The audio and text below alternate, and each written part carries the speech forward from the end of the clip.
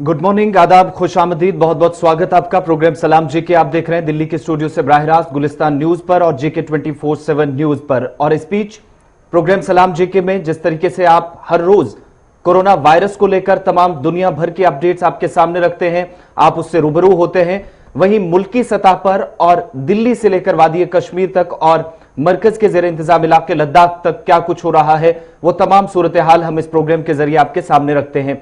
न सिर्फ सलाम जेके में बल्कि गुलिस्तान न्यूज के साथ साथ जेके 24/7 न्यूज की हमेशा ये कोशिश रहती है कि आप तक पल पल की अपडेट्स पहुंचाई जाए, क्योंकि आसपास जो हलचल है, इसके अलावा दुनिया भर में इस वक्त कोरोना की जो तबाही बची हुई है और 1 लाख के करीब जो मरने वालों का आंकड़ा पहुंचा है और एक एक मिनट के बाद जो अपडेट आ रहा है वो आप तक पहुंचाने की हमारी कोशिश रहती है। आज भी प्रोग्राम सलाम जेके में हम कोशिश करेंगे कि तमाम वो खबरें आप तक पहुंचाई जाए। 12 से 15 घंटों के अंदर जो दुनिया भर का हाल अहवाल है आपके सामने रखें अगले 1 से 1.5 घंटे के बीच, और साथ ही साथ दिल्ली के अंदर क्या कुछ हलचल है, सरकारी सतह पर क्या कुछ इकदाम किए जा रहे हैं और आज दिन भर क्या कुछ होना है, इस पर भी हमारी नजर रहेगी। इसके अलावा जम्मू कश्मीर भी आपको लिए चलेंगे, बात सुप्रीम कोर्ट के हवाले से भी होगी, क्योंकि इंटरनेट को लेकर बहुत सारे व्यूअर्स लगातार हमसे सवाल पूछ रहे हैं। कल भी अपडेट किया था और आज दोबारा कल सुप्रीम कोर्ट की तरफ से जो कुछ कहा गया वो भी आप तक पहुंचाएंगे। साथ ही साथ इस वक्त जम्मू कश्मीर के अंदर सिचुएशन क्या है, केसेस किस तरीके से बढ़े हैं, कितनी अमवात हुई हैं और इंतजामिया की जानिब से जो इकदाम किए जा रहे हैं क्या वो काफी हैं, और आम लोगों की राय वो भी आप तक पहुंचाएंगे। और हमारे फेसबुक पेज पर ऑफिशियल जो गुलिस्तान लाइव फीड है वहां पर भी प्रोग्राम सलाम जेके चल रहा है। साथ ही साथ जेके 24/7 न्यूज के ऑफिशियल पेज पर आप अगर अपनी बात हम तक पहुंचाना चाहते हैं सलाम जेके के हवाले से, आपकी तरफ से जो फीडबैक, आपके कमेंट्स या मैसेजेस हम तक जरूर पहुंचाइएगा। वहां पर इस वक्त लाइव प्रोग्राम चल रहा है और कोई सवाल अगर आप पूछना चाहें एग्जीक्यूटिव एडिटर इशफाक गौहर से, इसके अलावा आपकी कोई बात है, आपके इलाके के कोई मसाइल हैं, हम तक जरूर पहुंचाइए, क्योंकि इस प्रोग्राम के जरिए हमारी कोशिश ये रहती है कि अरबाब इक्तदार तक आपकी बात पहुंचाई जाए। आज के प्रोग्राम की शुरुआत करेंगे, लेकिन उससे पहले दुनिया भर के अंदर इस वक्त की ताजा सूरत हाल फटाफट से वो आंकड़े आपके सामने रखता चलूं, उसके बाद सीधा मैं इशफाक के पास चलूंगा, क्योंकि मुल्क के अंदर भी काफी कुछ तब्दीलियां भी सरकारी सतह पर देखने को मिल रही हैं और साथ ही साथ जो अमवात की जो रेशो है, जो परसेंटेज है वो भी बढ़ रही है। इसके अलावा केसेस जो है पिछले 24 घंटों के अंदर वो भी हिंदुस्तान के अंदर काफी ज्यादा बढ़े हैं। लेकिन सबसे पहले आपको दुनिया भर के अपडेट बताते चले। 95,000 के करीब इस वक्त लोगों की मौत हो चुकी है, बल्कि आंकड़ा पार हो चुका है जो इस वक्त लेटेस्ट अभी तक का जो अपडेट मिल पा रहा है 200 से ज्यादा ममालिक के अंदर all over world. National wide अगर देखें यहां पर हिंदुस्तान में, तो वो भी आंकड़ा लगभग 6,000 के करीब, अनऑफिशियल फिगर्स 6,000 के पार हो चुके हैं। दुनिया भर में जो अब तक मुतासरीन की तादाद है, अमेरिका, चीन और इटली, इसके साथ साथ फ्रांस समेत, जहां पर डेथ परसेंटेज 24 घंटों के साथ, हर 24 घंटों के साथ तेजी के साथ बढ़ रही है, वहां पर भी इस वक्त ये रेशो लगभग उसी हिसाब से चल रही है जो कल भी हमने बताया था, और 0.2% जो आज भी अभी तक का अपडेट है उसी हिसाब से डेथ रेट भी चल रही है। तो मुतासरीन की तादाद भी 16 लाख के करीब पहुंच चुकी है, जबकि मरने वालों की तादाद 95,000। इसके अलावा दुनिया भर के साथ साथ हिंदुस्तान के अंदर क्या कुछ हो रहा है आपको इशफाक बताएंगे, लेकिन अमेरिका के लिए अच्छी खबर नहीं है। 24 घंटों के अंदर फिर 1800 के करीब अमवात हो चुकी हैं। इशफाक, बिल्कुल आपकी बात सही है। जिस तरीके से आपने थोड़े से फिगर्स तो बता ही दिए हैं, लेकिन जहां कोरोना वायरस की हम खबर बताएं आपको, आलमी सतह पर जो इदारे इसको मॉनिटर कर रहे हैं उनकी तरफ से जो एदाद शुमार दिए जाते हैं वो कुलहुम एदाद शुमार होते हैं, और उन एदाद शुमार को जब आप फिर स्टेट वाइज, यानी स्टेट वाइज का मतलब है जब आप मुल्की सतह पर उनको देखते हैं, अमेरिका के अंदर क्या है, वर्जीनिया के अंदर क्या है, कैलिफोर्निया के अंदर क्या है, या विद इन द यूएस किस तरीके का सिस्टम जो है वो चल रहा है, तो मालूम पड़ता है कि अभी बहुत तेजी के साथ ये वायरस जो है वो पूरी दुनिया के अंदर फैल रहा है। वुहान, यानी चाइना के वुहान के अंदर ये जिसकी शुरुआत हुई थी, चाइना की तरफ से लगातार ये कहा जा रहा कि देखिए हमने लॉकडाउन तो खत्म कर दिया है, वहां पर हालात जो है वो नॉर्मल हो रहे हैं और आहिस्ता आहिस्ता करके जो है वहां पर बिजनेस रूटीन को है जो शुरू किया जाएगा। लेकिन अगर आलमी सतह पर आप देखेंगे तो अभी भी नाला सभी इदारे हैं, क्योंकि इदारों के हाथ में अभी तक भी कोई ऐसी चीज नहीं आई है जिसको लेकर वो ये कहे कि हाँ अब ये चीज है हमारे पास, अब ये कवच हमारे पास है, ये लगाकर, ये पहनकर, ये खाकर आप इस वायरस का मुकाबला जो है वो कर सकते हैं। इसलिए आलमी इदारे सेहत और सभी इदारों की तरफ से जो लगातार बात कही जा रही है वो यही है कि इसमें बहुत बड़ी एहतियात जो है वो आप क्वारंटाइन हो जाइए। आप अलहैदगी इख्तियार कीजिए, आप गोशन नशीनी को इख्तियार कीजिए, और ये गोशन नशीनी और ये चिल्लाकशी जो होगी आपकी, ये आपको बचाएगी उस मोहल्लिक मर्ज से जो इस वक्त पूरी दुनिया के अंदर फैल रहा है। और दुनिया के आंकड़ों को अगर आप देखेंगे, जिस तरीके से आसिफ ने अभी थोड़ी देर पहले आपको बता दिया कि 16 लाख से ज्यादा लोग जो है वो इस वक्त डायरेक्टली इस डिजीज के उस स्टेज पर आ चुके हैं जहां पर वेंटिलेटर्स की उन्हें जरूरत पड़ रही है। तो ये पूरी दुनिया का फिगर है। और फिर जब आप उन हसास ममालिकों की ओर देखेंगे जहां पर यह कहा जा रहा था कि देखिए सब कुछ नॉर्मल है और सब कुछ अप टू डेट है, सिस्टम बड़ा मजबूत है, वो सिस्टम सारे कलेप्स आपको नजर आएंगे। इटली को आप देख लीजिए, जहां पर हेल्थ फैसिलिटीज की मिसाल दी जा रही थी, आज कलेप्स पर आ चुका है और वजह कोरोना वायरस है। लेकिन इस बीच जो हम लगातार आपको बता रहे थे कि अगर कोई आदमी इसमें चला गया तो उसका इम्यून सिस्टम इतना मजबूत होना चाहिए, लड़ने के लिए तैयार होना चाहिए, तो वो वापस भी आ सकता है। आलमी सतह पर जो कुछ माना जा रहा है कि 23% के बराबर अब लोग जो हैं, जितने लोग आलमी सतह पर इस वबाई बीमारी के अंदर मुब्तला हुए हैं, और 23% उसमें जो है वो रिकवर होकर वापस भी जो है वो आए हैं। इस तरीके के आलमी इदारे जो है वो बता रहे हैं। यानी जो बचने वाले लोग हैं, जो इस वायरस से बाहर निकले हैं, वो 3,57,000 के आसपास जो है वो लोग अभी तक हमारे पास जो है वो नजर आ रहे हैं। और अगर हम यूनाइटेड स्टेट्स की, जैसे आसिफ अभी आपको बता रहे थे, 4 लाख से ज्यादा केस वहां पर आ चुके हैं, 16,000 से ज्यादा की अमवात भी हो गई है, और 20-22 हजार के लोग जो है वो रिकवरी रेट वहां पर जो है अभी नजर आ रही है। आलमी इदारे जो है वो इस तरीके से कह रहे हैं। और इसके साथ स्पेन की अगर आप बात करेंगे, क्योंकि पिछले कई दिनों से हम देख रहे हैं कि स्पेन के अंदर भी जो है वो तेजी के साथ ये आंकड़ा जो है वो बढ़ रहा है। 1,53,222 वहां पर लोग जो है वो इन्फेक्शन के शिकार हो गए हैं। 15,000 से ज्यादा लोगों की मौत वहां पर भी हुई है। लेकिन वहां पर रिकवरी रेट जो है वो थोड़ा सा ज्यादा आपको नजर आएगा। 52,000 से ज्यादा लोग जो है वो रिकवर भी हुए हैं, सिर्फ 40 दिन के क्वारंटाइन पीरियड को इस्तेमाल करने के हवाले से। फिर आगे आप अगर आप देखेंगे ईरान के अंदर, जहां आज के दिन में भी 55,000 से ज्यादा लोग अभी भी मोहल्लिक मर्ज में मुब्तला है, और वहां पर अभी जो रेशियो आ रहा है वो ये है कि 4,110 लोग जो है वो पिछले 1 महीने के अंदर अंदर उनकी मौत वाकया हुई है। और इसी तरीके से अगर आप उस चार्ट को देखेंगे तो आपको कोई भी शहर या कोई भी मुल्क ऐसा नहीं नजर आएगा जहां पर किसी न किसी तरीके से मौत वाक़ा नहीं हुई हो। लेकिन ये सारी चीजें अपनी जगह, लेकिन अब ये भी बात आ रही है कि देखिए जो हमारे फोर फ्रंट पर डॉक्टर हजरात इसमें लड़ रहे हैं, उनकी सलामती सूरत हाल को यकीनी बनाना, उनकी जिंदगियां महफूज हो, उस हवाले से मुल्की सतह पर तो सवाल उठ रहे हैं, रियासती सतह पर भी सवाल उठाए जा रहे हैं। लेकिन जब मैं वर्ल्ड वाइड पे इसको देख रहा हूं तो डॉक्टरों की सूरत हाल उसी तरीके से है जिस तरीके से जंग के अंदर एक सिपाही की होती है। कभी कभार उसके हेलमेट होती है और कभी नहीं भी होती है, कभी बुलेट प्रूफ लगा भी होता है और कभी नहीं भी लगा होता है,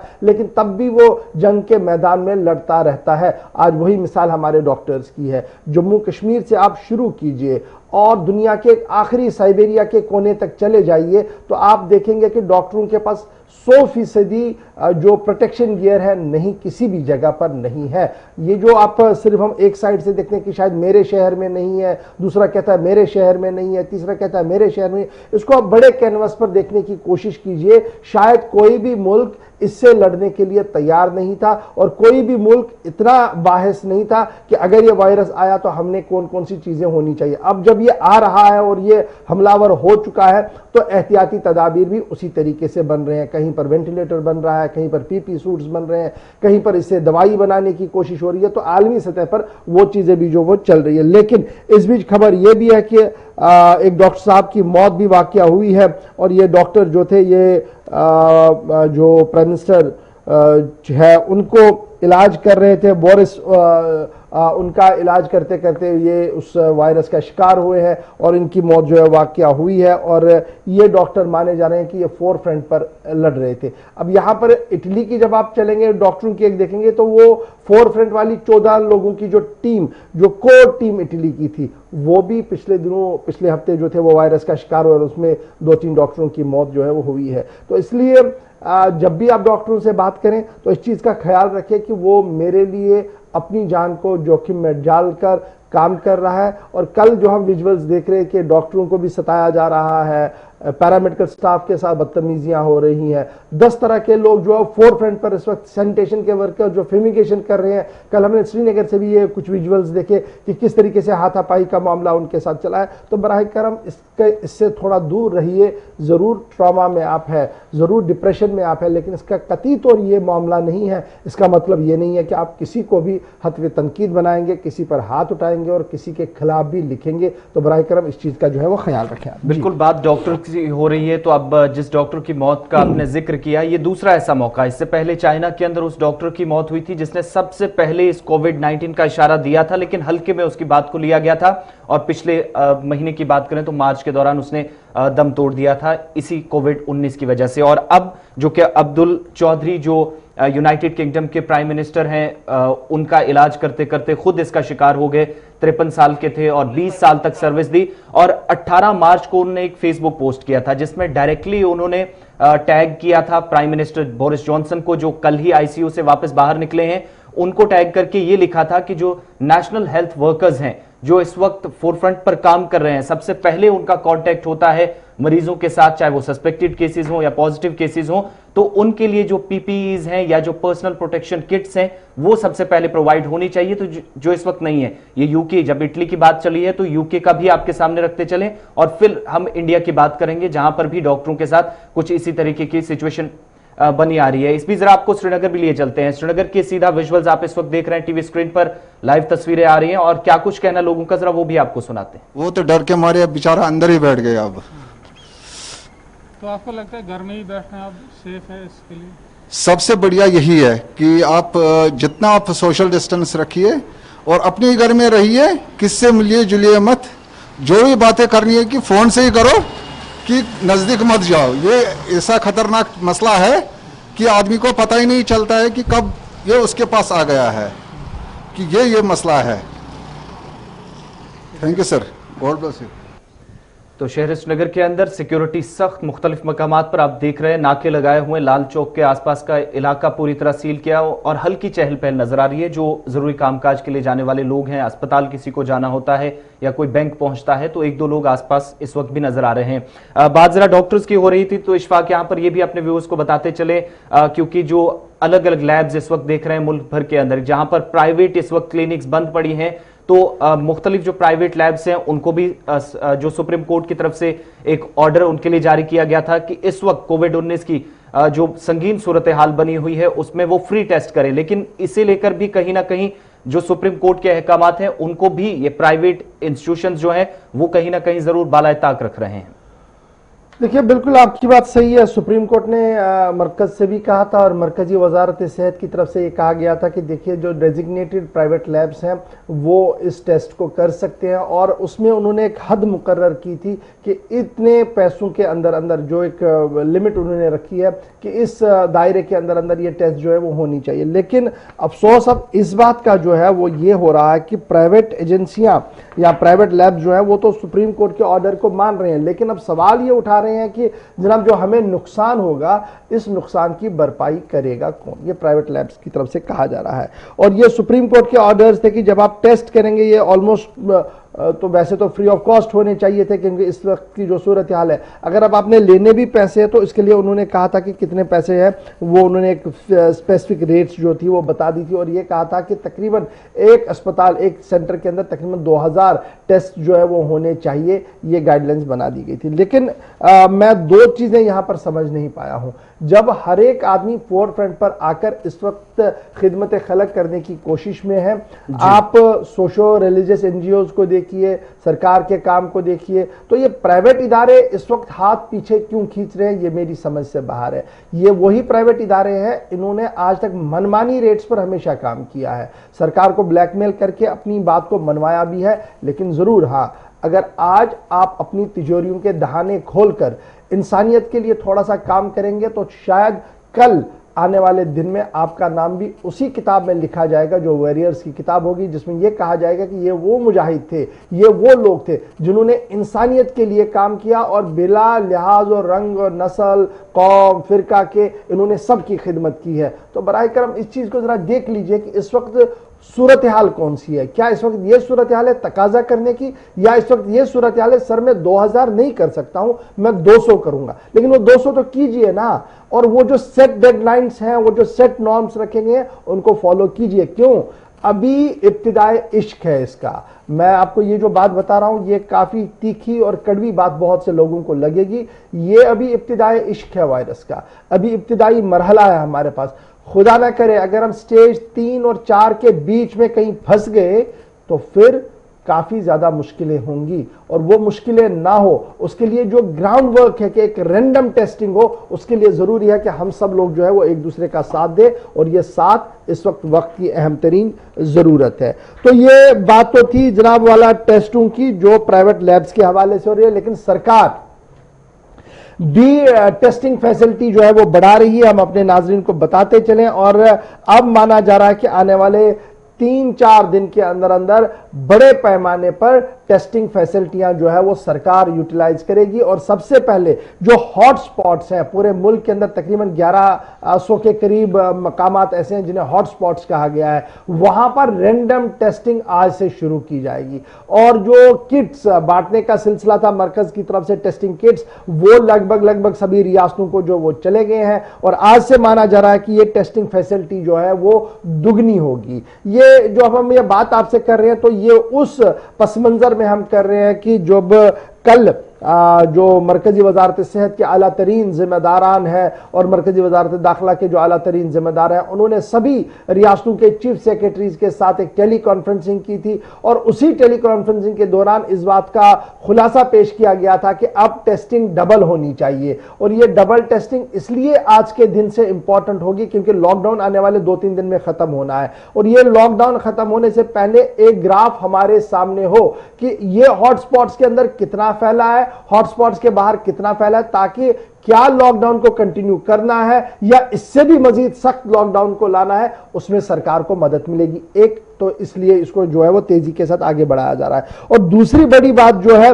वो अब ये है कि ये रैंडम टेस्टिंग का मामला पिछले कई दिनों से हम देख रहे थे, हमारे साथ जो सोशल मीडिया पर भी लोग जुड़े थे या जो लगातार हमारे साथ बात कर रहे थे लोग, उनका यह मानना था कि देखिए हमें जो जिस तरीके से टेस्टिंग हो रही है, ये तो अभी सिर्फ फर्स्ट कॉन्टैक्ट जो किसी तरीके से हुआ है या उसके बाद जो फैमिली है उसको लिया जाता है और फिर एरिया को रेड जोन, बफर जोन में तब्दील किया जाता है, वहां पर टेस्टिंग नहीं होती है, तो कैसे पता लगेगा कि ये कम्युनिटी स्प्रेड नहीं है, ये आगे नहीं फैल रहा है। लेकिन अब ये जो बात सामने आ रही है उसमें ये आ रही है कि देखिए आहिस्ता आहिस्ता करके आज से ये सारी चीजें जो है वो डबल होंगी, और माना जा रहा है कि 14 अप्रैल से पहले 2.5 लाख के करीब टेस्ट जो है वो 2-3 दिन के अंदर अंदर जो है वो सैंपल टारगेटिंग रखी गई है। हर एक स्टेट से 2.5 लाख टेस्ट किए जाएंगे ताकि वो सारी फिजिकल रिपोर्ट सरकार के पास चली जाए और सरकार ये फैसला ले पाए कि क्या हमने लॉकडाउन को बढ़ाना है या रखना है। और यही वजह है कि कल जो मीटिंग हुई, जो सेक्रेटरी साहब की तरफ से चीफ सेक्रेटरीज के साथ मीटिंग हुई है, उसके बाद हमने हर स्टेट के अंदर, आप मध्य प्रदेश की बात करें, उत्तर प्रदेश की बात करें, पंजाब की बात करें, इवन जम्मू कश्मीर की बात करें, तो वहां पर सिस्टम को आपने देखा कि वो काफी मजबूती के साथ खड़े हो रहा था और वो अब टेस्टिंग फैसिलिटीज को तेज करने की तैयारी में था। कल हमने देखा कि श्रीनगर के अंदर भी प्रेस कॉन्फ्रेंस हुई है, शाहिद चौधरी ने जो डिप्टी कमिश्नर श्रीनगर है, उन्होंने खुद इस बात को एतराफ किया कि देखिए अब टेस्टिंग फैसिलिटियां बढ़ेंगी। और ये भी वो कह रहे थे आने वाले 3 दिन काफी इंपॉर्टेंट है क्योंकि जो अभी टेस्ट एवेटेड है उनके रिजल्ट्स आएंगे और नए टेस्ट जाएंगे, उससे हमें पता लगेगा कि शहर श्रीनगर, जिसे श्रीनगर डिस्ट्रिक्ट जिसे हम कह रहे हैं, वो भी हॉटस्पॉट बना हुआ है, उस हॉटस्पॉट में अब आगे होगा क्या। कल हमने देखा कि उन्होंने कहा था कि आज से एनफोर्स किया जाएगा सख्ती के साथ लॉकडाउन को भी, और सख्ती के साथ उन रेड जोन और बफर जोन के अंदर आने जाने की इजाजत नहीं, वो हम आगे आपको जरूर बताएंगे। लेकिन ओवरऑल टेस्टिंग फैसिलिटी जो है वो आगे बढ़ेगी। जहां टेस्टिंग फैसिलिटी की हम बात बता रहे थे तो आसिफ एक चीज और भी इंपॉर्टेंट, हम अपने नाजरीन को एक चीज बताते चले और उसके बाद जरा हम आगे बढ़े। ये तो पहले हमने कहा था कि टेस्टिंग दुनिया में किस तरीके का माहौल है, लेकिन एक सेक्शन हमारा है साइंटिस्ट्स का, जो तजुर्बे करते हैं, जो इस वायरस का तोड़ निकालने की कोशिश कर रहे हैं, वो भी लगातार फोर फ्रंट पर काम कर रहे हैं, चाहे वो खबरों में आए ना आए, लेकिन वो जरूर अपना काम जो है वो कर रहे हैं। अब ये माना जा रहा है कि ICMR जो है वो एक एक प्रोटोकॉल बना रही है, जिस प्रोटोकॉल के तहत प्लाज्मा थेरेपी के लिए जो है वो राहें हमवार होगी। ये प्लाज्मा थेरेपी क्या होती है, उसमें दो चीजें आप समझ लीजिए, मोटी मोटी बात, बाद में टेक्निकल लोग जो जब हमारे साथ जुड़ेंगे उनसे हम जरूर ये पूछेंगे।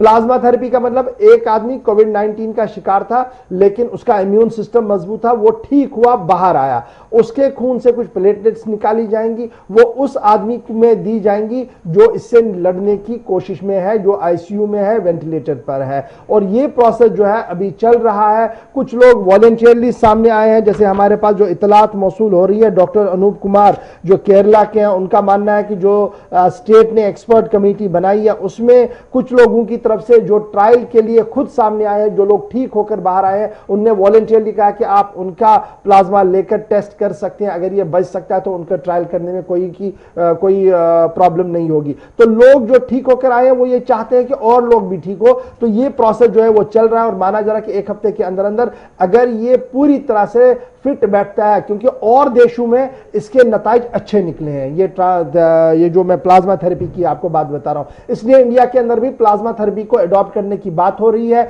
ये 2-3 दिन के अंदर अंदर इसका जो पहला लेवल है वो मुकम्मल होगा, उसके बाद बाकायदा तौर पर इसकी अप्रूवल जो है वो मांगी जाएगी जो हमारे ड्रग डिपार्टमेंट्स हैं उनसे, और वो अप्रूवल आने के बाद बड़े पैमाने पर इस थेरेपी का इस्तेमाल भी हो सकता है। लेकिन अभी ये इब्तिदाई मरहले में है, 2-3 दिन का वक्त और लग सकता है, जिसके बाद एक अच्छी खबर हम आपको बताएंगे। वायरस से निपटने का कोई मामला हो ना हो, लेकिन ये थेरेपी अगर काम आती है तो इससे बहुत से लोग जो है वो बाहर आएंगे। लेकिन ये ट्रायल सिर्फ उन लोगों पर किया जाएगा जो आईसीयू की बेड पर होंगे, यानी वो कोविड पेशेंट जिनको आईसीयू की जरूरत है, वो वहां बैठे होंगे और काफी बीमार होंगे और उनका इम्यून सिस्टम उतना मजबूत नहीं होगा, तो ये थेरेपी इंजेक्ट की जाएगी ताकि चेक किया जाएगा उसके बाद उनकी क्या सिचुएशन होगी। फिलहाल इब्तिदाई मरहले में कुछ लोग जो है वो पॉजिटिव रेस्पॉन्स इसमें करें, लेट्स होप सो कि ये टेस्ट कामयाब हो ताकि और लोग जो है वो इसका फायदा ले सके। जी बिल्कुल, हमारे साथ इस वक्त senior news editor Vinod Kumar ji भी जम्मू से ज्वाइन कर चुके हैं। हम श्रीनगर भी चलेंगे थोड़ी देर में, वहां क्या कुछ सूरत हाल है, क्योंकि काफी ज्यादा केसेस नॉर्थ कश्मीर से भी और शहर नगर से भी कुछ अच्छी खबरें नहीं है। विनोद जी जरा जम्मू से अपडेट कीजिएगा, इस वक्त की क्या सूरत हाल है। कल के जो केसेस आए हैं उनमें कुछ जम्मू और उधमपुर से भी खबरें आ रही, क्या ये वो लोग हैं जो गवर्नमेंट मेडिकल कॉलेज के अंदर पहुंचे थे या फिर अपने अपने डिस्ट्रिक्ट के अंदर ही पॉजिटिव पाए गए हैं? ये अपने अपने डिस्ट्रिक्ट के अंदर ही पाया गया है। मैं बता दूं, जम्मू में 17 है, उधमपुर में 10 है, राजौरी में 3 है और कुछ मिलाकर के ये 32 संक्रमित बनते हैं जो पॉजिटिव है। उसमें से हमने देखा कि 3 लोग ठीक हो गए थे और जम्मू में एक उधमपुर की एक लेडी की मौत हो गई थी। दूसरे कुल मिला के जैसे रेड जोन और बफर जोन को वायलेट किया जा रहा था, जितना गंभीरता से नहीं दिया जा रहा था, लेकिन कल बहुत ज्यादा सख्ती की गई है। कल जो डॉक्टर्स थे उस एरिया में रहने वाले, उनको भी बाहर नहीं आने दिया गया है और कुछ ऑफिसर्स रहते थे, उनके पीएसओज वगैरह बाहर रहते थे, वो उस जोन में जाना चाहते थे अपने ऑफिसर्स के लिए, लेकिन उनको भी नहीं जाने दिया गया। मुझे लगता है कि इन एरियाज में यहाँ पे संक्रमित पाए गए हैं या फिर जो संदिग्ध पाए गए हैं, उन पर इसी तरह की सख्ती करने की जरूरत है। इस वक्त तक सुंजवा, बठिंडी, गुजरनगर, सरवाल और जानीपुर के कुछ एरियाज को पूरी तरह से सील किया गया ताकि ये फैले ना। विनोद जी, ये भी खबर आ रही है कुछ और लोगों को जो कांटेक्ट हुआ था कुछ लोगों के साथ जिनकी ट्रैवल हिस्ट्री थी, उनको कल ट्रेस आउट किया गया। पुलिस और ट्रेसिंग टीम जो है वो काफी ज्यादा दिन रात लगी हुई है, लेकिन अभी भी लोग अगर किसी भी तरीके से किसी कांटेक्ट में है तो वो खुलकर सामने नहीं आ रहा है। तो ये तो काफी अलार्मिंग सिचुएशन, अगर इतना कुछ होने के बाद भी कल पुलिस को कार्रवाई करनी पड़ी और 3 लोगों को ढूंढना पड़े। हाँ बिल्कुल गौर, ये हर पुलिस स्टेशन के एसएचओस को ये सारी लिस्ट दी गई है और ऑलमोस्ट क्लियर हो गया है। जो लोग स्विच ऑफ कर रहे हैं उनको ट्रेस करना मुश्किल है, लेकिन उनकी लोकेशन टावर से ढूंढने की कोशिश की जा रही है कि लास्ट मोमेंट में किस तरीके से कहां पर इसने स्विच ऑफ किया है। जैसे हम हर बार अपने प्रोग्राम में कहते हैं कि ये मॉरल रिस्पॉन्सिबिलिटी बनती है being a citizen of India. अगर आपकी ट्रैवल हिस्ट्री है, आप अब्रॉड गए हैं या फिर जमात से आपके कोई ताल्लुकात हैं, तो आपको कम से कम बाहर आना चाहिए। आपको अपनी जान बचाने के साथ साथ अपने परिवार की जान बचानी चाहिए, अपने सगे संबंधियों की जान बचानी चाहिए। लेकिन जिस तरीके से ये हाइड कर रहे हैं, मुझे लगता है बड़ा अनफॉर्चुनेट है और मुझे ऐसे लोगों के खिलाफ सख्ती भी होनी चाहिए। और अभी भी बहुत सारे लोग ऐसे हैं जो अपनी ट्रैवल हिस्ट्री छुपा रहे हैं। लेकिन पुलिस आहिस्ता आहिस्ता विनोद जी, उनके आपको पास यहाँ रोकना पहुंच चाहूंगा, आप हमारे साथ बने रहिए, क्योंकि इस वक्त तस्वीरें जो आ रही हैं जम्मू तवी रेलवे स्टेशन से आ रही है, जहां पर उन सेंटर्स के लिए भी सामान लाया जा रहा है। यहाँ पर ऑलरेडी 6 कोचेज जिनको तब्दील किया गया है, जिन्हें यहाँ पर आइसोलेशन वार्ड बनाया गया है, और वहां पर जो लोग आएंगे उनके लिए भी सामान यहाँ पहुंच रहा है, और साथ ही साथ सेफ्टी मेजर्स जो हो सकते थे वो इस वक्त यहाँ पर सामान पहुंच रहा है। सीधी तस्वीरें जम्मू रेलवे स्टेशन से हम दिखा रहे हैं। जरा ये भी बताइएगा कि रेलवे स्टेशन पर जो इंतजाम इससे पहले किए गए, हमने देखे कि 6 डिब्बों को यहाँ पर, जो रेल डिब्बे थे उनको आइसोलेशन वार्ड में यहाँ तब्दील किया गया। उनमें पहुंचने वाला सामान क्या सिर्फ पेशेंट्स के लिए है, या उन लोगों के लिए भी जो रेलवे के मुलाजमीन हैं जो अभी भी अपनी ड्यूटी तैनात दे रहे हैं, या फिर वो मेडिकल स्टाफ जो इन 14-15 दिनों के अंदर इन पेशेंट से डील करेगा? देखिए, ये सबके लिए है, और हमने करीब 1 सप्ताह पहले ही स्टेशन डायरेक्टर मिस्टर तनेजा से बातचीत की थी विस्तार से। तो उन्होंने कहा था कि स्टेट गवर्नमेंट यानी यूटी गवर्नमेंट जितनी भी डिमांड करेगी उस डिमांड के मुताबिक इसकी कैपेसिटी को हम बढ़ाते रहेंगे। यानी ये भी है कि जो रेलवे के मुलाजिम है उनके लिए भी है, जो स्टेट गवर्नमेंट भेजेगी। जरा सुन लेते हैं क्या कुछ कहना है रेलवे अथॉरिटी का और उन लोगों का जो इस वक्त वहां काम कर रहे हैं, पहले उनको जरा सुन लेते हैं। और उसको जरूरत का सामान आ रहा है, तो ये ट्रेन कब चली थी और क्या क्या सामान लेके आई है और कहाँ कहाँ इससे सामान डिलीवर किया है? ये सर कल रात में चली थी गाड़ी 10 बजे के करीब। वो सामान ये लेकर आ रही है पानीपत, अम्बाला, लुधियाना, पठानकोट और ये जम्मू लास्ट स्टेशन है। सब जगह डिलीवरी उतरा है, माल अनलोडिंग हुआ है और मेडिसिन सबकी सामान आ रहे हैं। और ये अभी 16 तारीख तक का मैसेज है कि ट्रेन चलेंगी, और इसमें J&K का ही सामान ज़्यादातर है। यहाँ पर जो भी आएंगे मेडिसिन के सामान ही आएंगे। मेडिसिन के अलावा और क्या क्या इसमें? अभी तक सर अभी कोई मैसेज नहीं। मेडिसिन में है सैनिटाइजर, मास्क और जो दवाइयाँ सब होंगी वही आना है। तो कितना ज़रूरी था, क्योंकि यहाँ जो माल है इसमें मालगाड़ी में इसमें ज़्यादा आता है, तो अब इस तरह से एक शुरुआत की है रेलवेज के ज़रिए जो है ज़रूरत का सामान पहुँचाया जाएगा। हाँ, ज़रूरत का ही सामान सर पहुँचाया जाएगा, क्योंकि J&K में ज़्यादा ज़रूरत की अभी ज़रूरी है, इसीलिए कोई ट्रेन सब तो टोटल बंद है, उसी कारण ये सामान लाया जा रहा है। तो ये स्पेशल ट्रेन जो है रेलवे ने चलाई है? हाँ, स्पेशल ट्रेन ही चलाई है सर, और आगे मैसेज जैसा आएगा वैसे ही काम करना होगा सर। जैसे है कि डेली रेगुलर चलेगी तो फिर और बढ़िया है, किसी को किसी चीज़ की कमी नहीं होगी। ठीक, थैंक यू।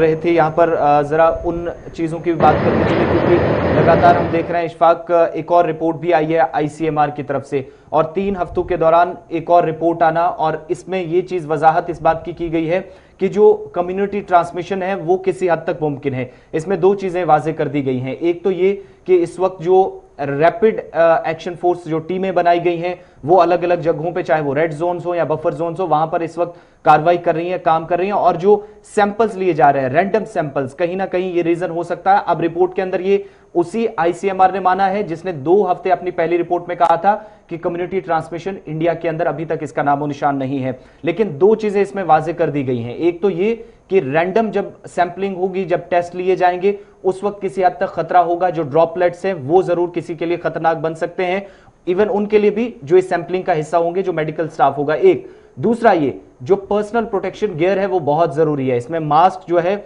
उन इलाकों के अंदर दाखिल होने वाले लोगों के लिए लाजमी करार दिए गए हैं जो उन रेड जोन्स में जाएंगे, बफर जोन्स में जाएंगे। बेसिकली इसका मैं जरा और बता दूं आपको, ये जो मास्क लगाने वाला मामला, इस पर मरकजी वजारत सेहत की तरफ से भी एक और हुक्मनामा जारी किया गया। अब तो मास्क मैंडेटरी की गई है। जब आप घर से बाहर निकलेंगे तो आपको मास्क पहननी ही है, चाहे आप तिबी अमले से है, नीम तिबी अमले से है, या किसी भी काम से मजबूरी की सूरत में भी बाहर निकल रहे हैं, तो आप बिना मास्क के नहीं बाहर जाएंगे। और यही वजह है कि मुख्तलिफ शहरों के अंदर अब जो लोग बाहर आ रहे हैं और जब उन्हें पूछा जा रहा है कि आपका मास्क कहाँ है, उनके पास नहीं है, तो उनके खिलाफ कानूनी चाराजोई भी जो है वो हो रही है। ये दरअसल उस एक्ट का एक हिस्सा है और उस तरमीम का हिस्सा है जो गुज़श्ता दिनों मरकजी वजारत सेहत और डिजास्टर मैनेजमेंट एक्ट में तरमीम की गई थी। उसमें कहा गया था कि ये चीज़ें जो है वो काफ़ी इंपॉर्टेंट है, बिना मास्क के अब आप नहीं चल सकते हैं। इससे पहले कि हम आगे बढ़े, विनोद से एक आखिरी सवाल ज़रा मैं एक पूछ लूँ और उसके बाद वो एक अहम खबर, या पहले हम उसको शुरू करते हैं। जम्मू के अंदर या अभी जिस तरीके का लॉकडाउन है नाजरीन, तो उस लॉकडाउन के बीच काफी मुश्किलें जो है वो उठानी पड़ रही हैं। और एक मुश्किल जो इन दोनों जम्मू के अंदर है वो ये है कि अगर किसी आदमी का इंतकाल होता है, वो इस दुनिया से चला जाता है, तो उसकी आखिरी रसूमात अदा की जाती है मजहबी अकीदे के साथ, और वो क्रिमेशन जो है वो होता है। और क्रिमेशन मुकम्मल होने के बाद जो उनकी अस्थियां होती हैं, जो बाकी मानदा चीजें रहती हैं, उसे बड़े मजहबी अकीदत के साथ हरिद्वार लिया जाता था, वहां पर उन्हें पानी के अंदर जो है वो डाल दिया जाता था। और ये सदियों से एक रिवायत है और ये चलती आ रही थी। लेकिन लॉकडाउन जब से हुआ है उसके बाद जम्मू की अगर मैं बात करूं तो बहुत से लोग इस दुनिया से चले गए हैं, उनकी आखिरी रसूमात हुए, और एक बैंक बनाया जा गया था जम्मू के अंदर जहां पर ये अस्थियां जो थी वो रखी जाती थी। लेकिन अब वहां पर भी आउट क्राउड जो है मामला हो गया है। वहां के लोग क्या कुछ जिम्मेदार कह रहे हैं, जरा पहले इस बात को सुन लेते हैं, उसके बाद विनोद जी से यही सवाल मैं पूछूंगा कि अब आगे किस तरीके से इसको हैंडल किया जाएगा। जरा पहले वो दिखाइएगा हमारे नाजरीन को कि जम्मू के अंदर जहां पर यह मरकज बनाया गया है वहां के इंतजामी अमूर चलाने वाले लोग क्या कुछ कह रहे हैं। बड़ी परेशानी आई है, इन्होंने बोला हमारे पास लाकर नहीं है तो देख लो क्या करना है। तो इसी वजह से हम यहाँ ही खड़े थे। अभी तो लॉकडाउन की वजह से सब हमने तो हरिद्वार जाना था, लेकिन उसकी वजह से हम नहीं जा सके, तो अब यहाँ ही लाकर में रखना पड़ेगा। लॉकडाउन की वजह से ही हम परेशान हैं कि हम रास्ते में कहीं अस्थियां विसर्जित नहीं कर सकते, क्योंकि हमारी जो पुरखों की परंपरा जो चली आ रही है उसके हिसाब से चलें तो हमें गंगा जी में जाना पड़ता है हरिद्वार में। उसके लिए अभी लॉकडाउन की वजह से गाड़ियों की प्रॉब्लम है, अगर जाएंगे भी तो हो सकता है हमें वापसी में वो रोक दें कहीं। वो परेशानी है तो हम नहीं चाहते कि किसी लोगों को परेशानी आए, समाज के लोगों को, कि जैसे कि ये लोग आए हैं बेचारे अस्थियां लेकर रजौरी से आए हैं ये लोग। अब मैंने इनको बोला सर यहाँ खाना नहीं है खाली कोई, ये बोल रहे हम वापस नहीं जा सकते। तो मैंने बोला कोई बात नहीं, अगर नहीं जा सकते हमारे पास थोड़ी बहुत सुविधा है, हमने यहाँ कीलें लगाई हुई है, हमने यहाँ कीलें लगाकर अस्थियों को टांगा हुआ है। इसलिए क्योंकि हमारे पास लोकर नहीं है। जो लोकर थे हमारे उस लोकर सब जो है सब कंप्लीट है। अस्थियां लेने के लिए जो लोग आते हैं वो बोल रहे भैया अब गाड़ी नहीं चल रही, कहाँ से आएंगे। बड़ी परेशानी आई है, इन्होंने बोला हमारे पास लाकर नहीं है तो देख लो क्या करना है।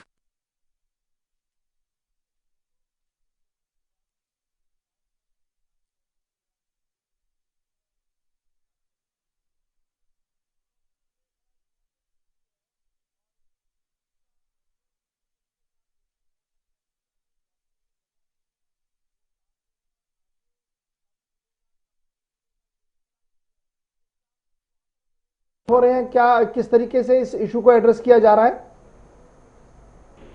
जी गौर, ये जो अस्थियों वाला मामला है जम्मू के अंदर अब एक बड़ा इशू बन रहा है, क्योंकि लॉकर जितने थे वो ऑलरेडी बुक है, अब वो लोग ले रहे हैं तो इसी तरीके से रख रहे हैं, और अभी भी लोग जो है वो वहां जा रहे हैं। अभी अरेंजमेंट्स कुछ भी ग्राउंड पर नजर नहीं आ रहे हैं। अगर लॉकडाउन बढ़ा तो उस सूरत में क्या कुछ अरेंजमेंट्स वहां पर है ताकि जो लोग आए वहां वो रख सके अपनी अस्थियां अपने लोगों की?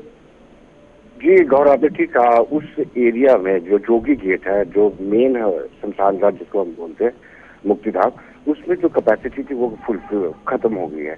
और जितने भी कैपेसिटी थी उसमें सारे लॉकर जो है वो अब ऑलरेडी बुक्ड हो चुके हैं। फिर कीलों में ये कील लगा करके दीवार में इन अस्थियों को टांगा जा रहा है। लेकिन बड़ी बात यह है कि ये रिलीजियस रिचुअल्स हैं। अब हमें समाज को ये समझना चाहिए कि हमारे यहाँ चुनाव भी है। हमने कुछ लोगों से बातचीत की थी जो धार्मिक गुरु भी हैं और एस्ट्रोलॉजी को जानते हैं, तो उनसे हमने बातचीत की तो उनका ये कहना है कि हमारे यहाँ तवी नदी है, हमारे यहाँ चिनाब नदी है, हमारे यहाँ उत्तरवनी है। यानी उन तीनों जगहों पे आप जो अस्थियां विसर्जन होती है वो कर सकते हो। लेकिन लोग चाहते हैं कि वो गंगा में जाके, हरिद्वार में जाकर के ही अपनी अस्थियों को विसर्जन करें। दूसरी ओर एडमिनिस्ट्रेशन से कोई भी ऐसा व्यवस्था नहीं की जाएगी जो लोग दूर दराज से आकर के यहाँ पे अस्थियां रखना चाहते हैं। अभी तक तो यही स्थिति बनी हुई है कि लॉकडाउन बढ़ता है तो आने वाले दिनों में दिक्कत हो सकती है। लेकिन हमने अपने समाज को ये समझाना है कि हमारे यहाँ उत्तरवनी है, प्रमंडल जिसको बोलते हैं, और तवी नदी है, और दूसरा चिनाब नदी है अखनूर में। वहां पर जाकर के आप अस्थियों को विसर्जित कर सकते हैं। इस स्थिति में ही इससे निपटा जा सकता है। अजौता अगर एडमिनिस्ट्रेशन कुछ नहीं करती है और ये लोग अड़े रहते हैं कि हमने हरिद्वार गंगा में ही विसर्जित करनी है, तो कहीं ना कहीं दिक्कत बन सकती है। चलिए, बहुत शुक्रिया विनोद जी के अरेंजमेंट्स तो है, हमारे पास विकल्प भी है, उन विकल्पों का इस्तेमाल होना चाहिए और अगर नहीं करते हैं तो फिर ये एडमिनिस्ट्रेटिव इशू बनेगा जिसको लेकर फिर और भी मामले जो है वो सामने आएंगे। हम उधमपुर भी चलेंगे जहां से खबर ये कि वहां एक खातून की मौत हुई थी। जैसे हमने कल आपको बताया था कि किस तरीके से वो किसी भी कांटेक्ट में नहीं आई थी डायरेक्टली, लेकिन उनका बेटा एक पुलिस के अंदर PSO एक रिटायर्ड ऑफिसर के घर पे था और उस इलाके के अंदर ये डिजीज जो है वो पाई गई थी, ये वबाई बीमारी पाई गई थी। शायद वो कांटेक्ट उनके साथ आया होगा और बाद में उनकी मौत वाक़या हुई थी। और ये मौत वाक़या होने के बाद दिल को दहला देने वाली बात थी वो भी सामने आ रही थी कि आखिरी रसूमात अदा करने के लिए अस्पताल इंतजामिया को आज खुद ही काम करना पड़ा क्योंकि कोई भी सामने नहीं आया। ये एक बड़ी दुखद बात है जो सामने आ रही है। बहरहाल उधमपुर जरूर चलेंगे अगर उनके साथ। उधमपुर से हमारे साथ ज्वाइन कर चुके हैं सुमित शर्मा। सुमित, जरा ये बताइएगा कि इस वक्त क्या कुछ सिचुएशन है। हम देख रहे हैं कि इससे पहले कल भी कुछ लोगों के खिलाफ कार्रवाई भी हुई जो ट्रैवल हिस्ट्री छुपा रहे थे और कल कुछ पॉजिटिव केसेस सामने आने की खबर है। क्या कुछ लेटेस्ट अपडेट है उधमपुर से? चलिए, उधमपुर हम दोबारा चलेंगे। राब्ता मुनक़ता हुआ है। इस बीच डिस्ट्रिक्ट ऑफिसर सोहेल फरहत साहब हमारे साथ इस वक्त अनंतनाग से जुड़ चुके हैं, साउथ कश्मीर से, क्योंकि साउथ कश्मीर से भी इशफाक अच्छी खबर नहीं आ रही। कल यहां पर भी पहला पॉजिटिव केस जो देर शाम खबर आई डिस्ट्रिक्ट अनंतनाग से। इस वक्त सोहेल फरहत साहब हमारे साथ फोन लाइन पे हैं।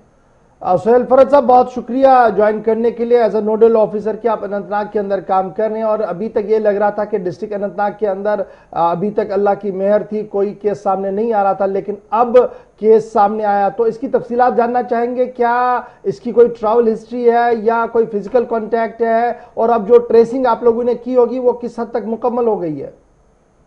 जी, पहले मैं आपकी तस्दीक करना चाहूँगा, मैं सोहेल फरहत नहीं हूँ, डॉक्टर फरहत हूँ, डॉक्टर पीरज़ादा फरहत हूँ। जी डॉक्टर साहब। तो जी तो एक्चुअली जो ये कल हमारा पॉजिटिव केस आया, इसकी ट्रैवल हिस्ट्री थी, ये एक्चुअली तबलीग के साथ वाबस्ता गई है इसकी।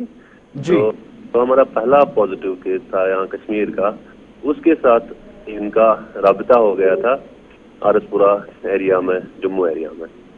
तो उसके साथ डायरेक्ट कांटेक्ट हुआ था। ये कोई 5-6 लड़के थे, इसके साथ ये बुजुर्ग भी थे जो कल पॉजिटिव निकले। तो बाकी के टेस्ट अभी आने हैं, 3 के टेस्ट जब आ चुके हैं, जो आ चुके हैं वो नेगेटिव आ गए हैं अल्हम्दुलिल्लाह। तो ये एक जो है ये पॉजिटिव आया है, लेकिन बिल्कुल एसिम्प्टोमेटिक है ये भी, और कोई मतलब है तो बहुत बुजुर्ग आदमी, लेकिन बिल्कुल एसिम्प्टोमेटिक है, बिल्कुल ठीक है, तो कंडीशन इसकी ठीक है। तो हम फिर से इसका टेस्ट करने के बाद आपको बता सकते हैं कि इसकी सूरत हाल क्या होगी। डॉक्टर साहब, अभी उसे कहाँ पे क्वारंटाइन रखा गया, घर में या एडमिनिस्ट्रेटिव क्वारंटाइन में है या अस्पताल क्वारंटाइन में है, कहाँ पर है वो? अभी पहले एडमिनिस्ट्रेटिव क्वारंटीन में थे। एडमिनिस्ट्रेटिव क्वारंटीन कंप्लीट करने के बाद इनको होम क्वारंटीन, जैसे कि ICMR गाइडलाइंस या WHO गाइडलाइंस हैं, उनके हिसाब से इनको होम क्वारंटीन में रखा गया।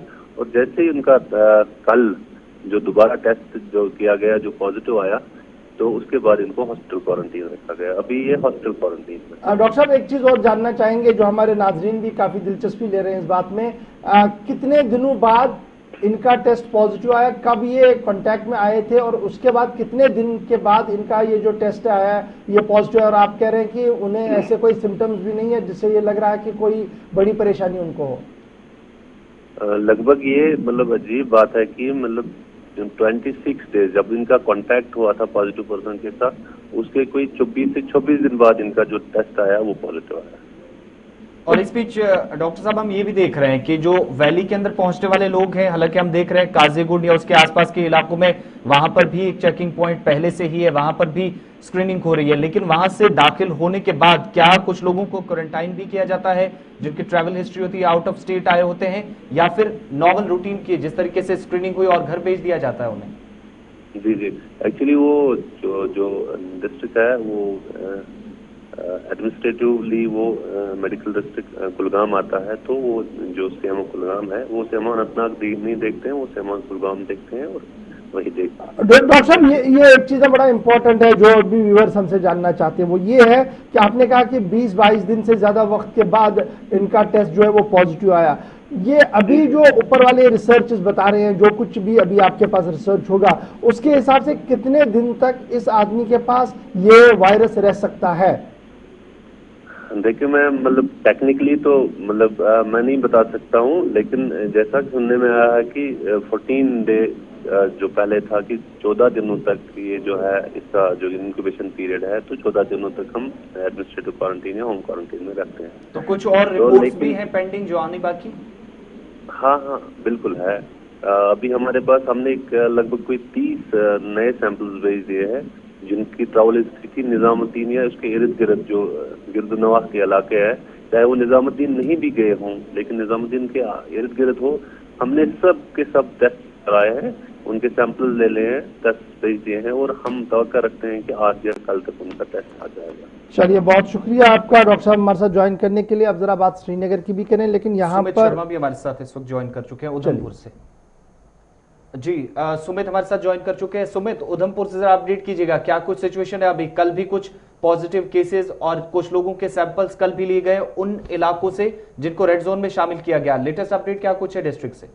जी, बड़ी खबर फिलहाल उधमपुर से आ रही है। कल जिस 61 वर्षीय महिला की कोविड-19 के चलते मृत्यु हो चुकी थी, उनके परिवार के 12 सैंपल्स लिए गए थे, जिनमें से 10 सैंपल जो है वो उधमपुर के नॉर्दर्न कमांड हॉस्पिटल में भेजे गए थे और 2 सैंपल्स जीएमसी में लिए गए थे। उसमें से 4 जो रिपोर्ट्स हैं वो पॉजिटिव आई हैं। यहाँ पे बहुत हैरान कर देने वाली और एक भयानक खबर जो आ रही है कि 4 रिपोर्ट्स उधमपुर से पॉजिटिव आई हैं, आपको बता दें, और ये सब उसी परिवार से हैं, सभी उसी परिवार से रखते हैं। और जो 2 रिपोर्ट्स जीएमसी में ली गई हैं, उनके एक बेटे की, उनके शौहर की, अब माना यह जा रहा है कि मोस्ट प्रोबेबली शायद उनकी रिपोर्ट भी पॉजिटिव आ सकती हैं। जी, ये 4 पॉजिटिव केसेस ये अभी आए हैं, अभी लेटेस्ट आप बता रहे हैं? ये गुलिस्तान ब्रेकिंग है। सबसे पहले गुलिस्तान के पास इंफॉर्मेशन है। अभी भी मैं आपको बता दूं कि ये जो रिपोर्ट्स हैं सबसे पहले गुलिस्तान के पास ये ब्रेकिंग है। गुलिस्तान के पास ये खबर है कि 4 रिपोर्ट्स जी बिल्कुल पॉजिटिव। सुमित, आप ये कह रहे हैं कि टेस्ट 12 थे, 12 में से फिलहाल 4 के रिपोर्ट जो है वो पॉजिटिव आए और चारों के चारों उसी फैमिली के साथ थे जिनकी एक डेथ भी हुई है।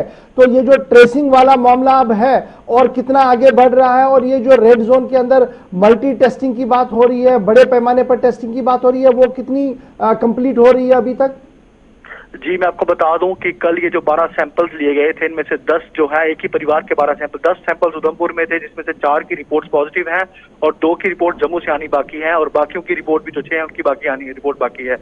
और मैं बताऊं, जिला प्रशासन ने पूरी मुस्तैद हरकत में आते हुए टिकरी को रेड जोन घोषित कर दिया है। उस इलाके को मैं आपको बताता चाहूँ कि रेड जोन घोषित कर चुके हैं और इलाके की पूरी घेराबंदी शुरू है। ट्रेसिंग जो है वो पूरे तौर पे जो वहाँ पे शुरुआत हो चुकी है। हेल्थ टीम्स वहाँ पे पहुंच चुकी हैं, प्रशासन वहाँ पहुंच चुका है और पूरे इलाके की जो है, अगर आप कहें तो छावनी में इलाका जो है तब्दील होता दिख रहा है। पूरे इलाके को वहाँ पे घेर दिया गया है और इलाके की जो ट्रेसिंग है कॉन्टैक्ट की, वो वहाँ पे प्रशासन द्वारा शुरू कर दी गई है। सुमित, ये भी बताइएगा कि कुछ लोग जो जमात से वापस आए थे, मरकज से दिल्ली से वापस गए थे, उन लोगों की ट्रेसिंग का अमल भी जारी है। खबर ये भी आ रही कि 2 लोगों के खिलाफ एफआईआर भी लगी है। इसके अलावा भी डिस्ट्रिक्ट के अंदर कुछ और लोग हैं जिनकी ट्रेसिंग का अमल शुरू हुआ है, लेकिन कुछ लोगों के मोबाइल फोन स्विच ऑफ जाने की अभी तक जो इतलात मौसूल हो रही है। जी बिल्कुल, कल को जिस तरह से रामनगर से रिपोर्ट्स आ रही थी कि कुछ लोग रामनगर में चले गए थे, अपनी ट्रैवल हिस्ट्री को छुपाया जा रहा था, लेकिन अब कुछ लोग खुद सामने निकल के आ रहे हैं और कल कुछ लोगों के जिस तरह से जिला प्रशासन ने सख्ती से पेश आते हुए कार्रवाई जो की है, उसके बाद से अब लोगों के बीच में डर है कहीं ना कहीं, और लोग अब समझ भी रहे हैं कि अगर अपने आप को बचाना है और इस घातक वायरस से अगर लड़ना है तो अपनी जो ट्रैवल हिस्ट्री है वो छुपानी नहीं है, बतानी है। प्रशासन की सख्ती के चलते चलते लोगों में भी कहीं ना कहीं अब समझ आ रही है। बहुत बहुत शुक्रिया सुमित हमारे साथ बड़ी अपडेट करने के लिए कि कुल मिलाकर 12 टेस्ट जो कल लिए गए थे उसमें 4 पॉजिटिव टेस्ट भी आए हैं। बड़ी खबर उधमपुर से है जहां पर 4 नए पॉजिटिव केस जो है वो सामने आए हैं और वहां उन्हें क्वारंटीन पहले ही किया गया था, लेकिन पूरा इलाका जो है वो रेड जोन के अंदर है। सरकारी तौर पर इसकी तस्दीक थोड़ी देर में हो जाएगी, लेकिन ग्राउंड जीरो से जो हमारे पास इत्तला मौसूल हुई है वो ये है कि 12 में से 4 टेस्ट पॉजिटिव उधमपुर में आए हैं और ये सारे के सारे एक फैमिली है जो फिजिकल कांटेक्ट में आई थी, उन्हीं के और 4 लोग भी जो है वो पॉजिटिव निकले हैं। एक बुरी खबर इस वक्त जो है वो जम्मू प्रोविंस के उधमपुर इलाके से आ रही है जहां पर 4 टेस्ट पॉजिटिव निकलने की इतलात मौसूल हो रही हैं, लेकिन सरकारी तौर पर इसकी तस्दीक थोड़ी देर में होगी। बिल्कुल, कुल मिलाकर आंकड़ा 188 तक जा पहुंचा है अगर इन अनऑफिशियल फिगर्स को देखा जाए, और 36 तक जम्मू प्रोविंस के अंदर ये 4 मिला के। अब थोड़ी देर बाद जैसे ही जम्मू कश्मीर एडमिनिस्ट्रेशन की तरफ से अपडेट किया जाएगा वो भी आपको बताएंगे, लेकिन यहां पर वक्त हुआ चाहता है एक छोटे से ब्रेक का, और हमारे साथ आप बने रहिए क्योंकि ब्रेक के उस पार आपको एक वो रिपोर्ट भी दिखाएंगे इस कोविड-19 को लेकर। दुनिया भर के अंदर आलमी ताकतें जरूर, लेकिन सियासत भी खूब कर रही हैं, आगे चलकर बताएंगे। और आपको शहर श्रीनगर भी लिए चलेंगे जहां पर इंतजामिया की जानिब से जो इकदाम उठाए गए उस पर बात होगी, और कल के जो फ्रेश केसेस हैं उन पर बात होगी, टंगमर्ग के अंदर भी जहां पर सबसे ज्यादा केसेस सामने आए। लेकिन छोटा सा ब्रेक, फौरन हाजिर होते हैं।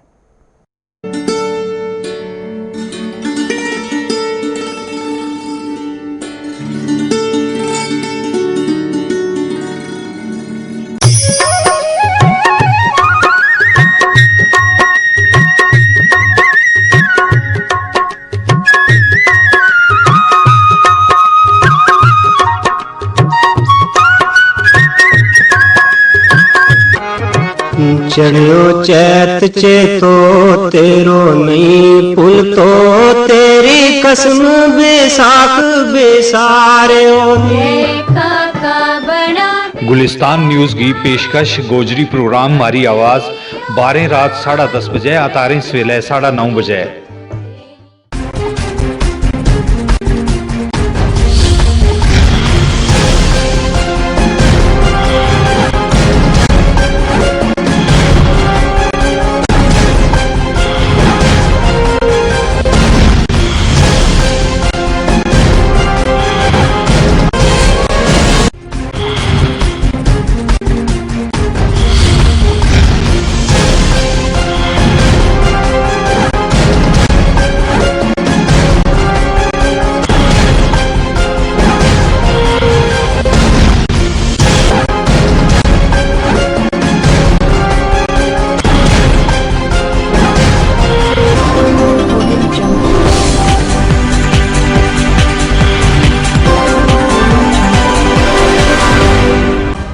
क्या आप भी मुश्किलात से हैं दो चार?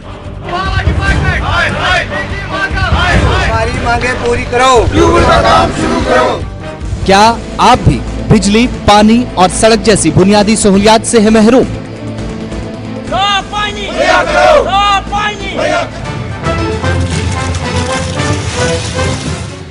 आपके मसाइल जिन्हें हम पहुंचाएंगे अरबाबे इख्तिदार तक। कीजिए अपनी आवाज बुलंद, गुलिस्तान न्यूज हरदम आपके साथ। याद रखिए हमारा व्हाट्सएप नंबर और भेजिए अपने इलाके के वीडियोस इस नंबर पर। नंबर है 9319536804।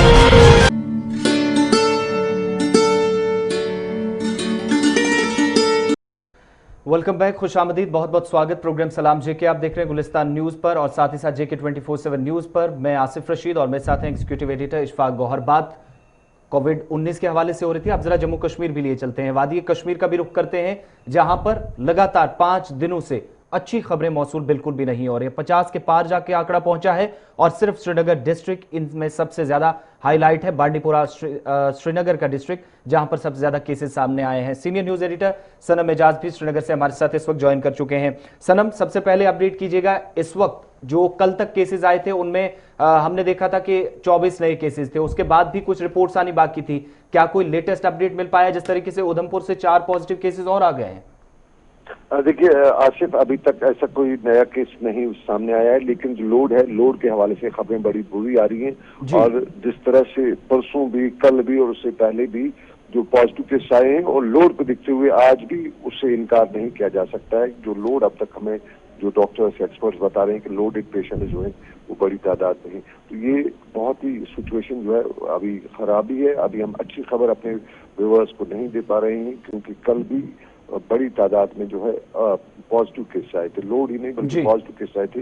लेकिन अगर देखा जाए तो कल जो शाहिद ने चौधरी जो है DC Srinagar, district development commissioner Srinagar, उन्होंने जो प्रेस कॉन्फ्रेंस की उसमें उन्होंने ये की खुलासा इस चीज का जरूर किया कि आज से सख्त इकदाम उठाए जाएंगे लॉकडाउन के हवाले से और खासतौर पर रेड जोन के हवाले से। अगर उन इकदाम में आप तफसील से देखें तो पहला उन्हें कदम यही बताया कि आज से इंटर डिस्ट्रिक्ट श्रीनगर शहर में जो मूवमेंट है इंटर डिस्ट्रिक्ट मूवमेंट, यानी श्रीनगर से जो लोग बाहर जाते हैं या इससे अंदर आते हैं, वो टोटली उन्हें बैन करते हुए बताया कि जो भी मुलाजिम दूसरी किसी डिस्ट्रिक्ट में ड्यूटी है और श्रीनगर में रहता है तो उसको यहाँ वापस आने की इजाजत नहीं होगी। एसेंशियल सर्विस के साथ वाबस्ता है तो वहाँ जाके रहेगा, उसको श्रीनगर में एंटर करने की इजाजत नहीं दी जाएगी। और आज से उन्होंने स्पेशल जो पासेज ही नहीं बल्कि टोकन का कहा कि श्रीनगर में अगर कोई एसेंशियल सर्विस की मूवमेंट होती है तो उसके लिए टोकन उन्होंने इजरा किए हैं और ये टोकन भी पर्सन टू पर्सन रहेगा, हर शख्स को अलग से टोकन रहेगा। यानी अगर एक गाड़ी में एक शख्स है तो उसके पास एक ही टोकन रहेगा, अगर उसके पास दो हैं तो दोनों के पास टोकन होने चाहिए, अदरवाइज दो लोगों को उस गाड़ी में चलने की इजाजत नहीं दी जाएगी। हमारे साथ डॉक्टर साहब भी ज्वाइन कर चुके हैं, हम उनके पास भी चलेंगे। लेकिन सनम उससे पहले ये भी बताइएगा, कुछ लोग हमें सोशल मीडिया पर भी अब एक कॉमेंट में लिख रहे हैं कि जो रेड जोन एरियाज हैं श्रीनगर के अंदर या बडगाम के अंदर, वहां पर भी सुबह सुबह मूवमेंट बहुत ज्यादा देखी जाती है। किस हद तक ये खबरें सही हैं? देखिए, एक चीज है, अभी नाइंसाफी बहुत हो रही है। ये नाइंसाफी करने वाले लोग हैं, क्योंकि प्रशासन ने, एडमिनिस्ट्रेशन ने कल ही एसएसपी श्रीनगर भी इस प्रेस कॉन्फ्रेंस में थे, उन्होंने कहा कि एक फोन कॉल पे आपको 1 महीने का राशन मिलेगा जो नीडी होगा। तो अभी भी जो राशन वगैरह का बहाना करके बाहर निकल रहे हैं इनको समझिए। लेकिन एक चीज मैं बताऊंगा, कल हम यहाँ जीरो ब्रिज के नाके पे पास खड़े थे तो एक बुजुर्ग आदमी आया और वो मुर्गा लाने के लिए जा रहा था कि उसने सुना था कि डलगेट में कहीं मुर्गा मिलता है और वो पुलिस वालों के साथ झगड़ रहा था, मुर्गा लाने जा रहा था। तो इस तरह का ये सिचुएशन है।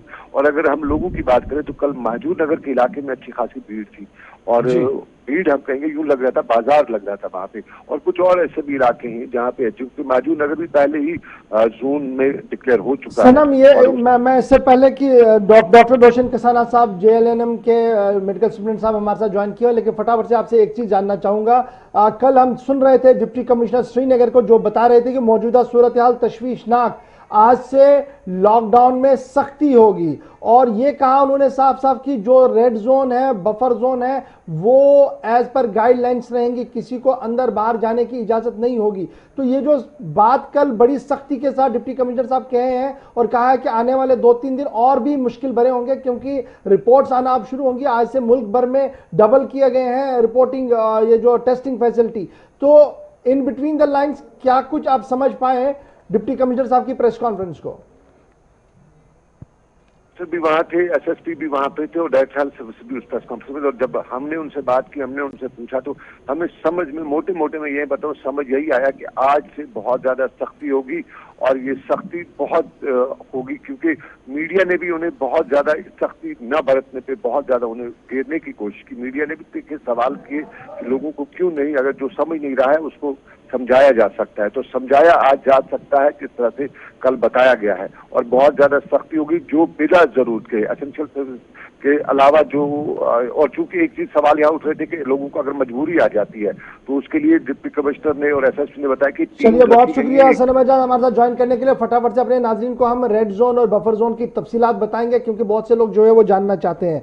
रेड जोन सबसे पहले अहमदनगर और बफर जोन उसके साथ साथ जो है वो शाह मोहल्ला और शेखुल आलम कॉलोनी भी रखी गई है। इसके साथ साथ लाल बाजार रेड जोन के अंदर है और अलमदार कॉलोनी जो है उसकी वो बफर जोन के अंदर।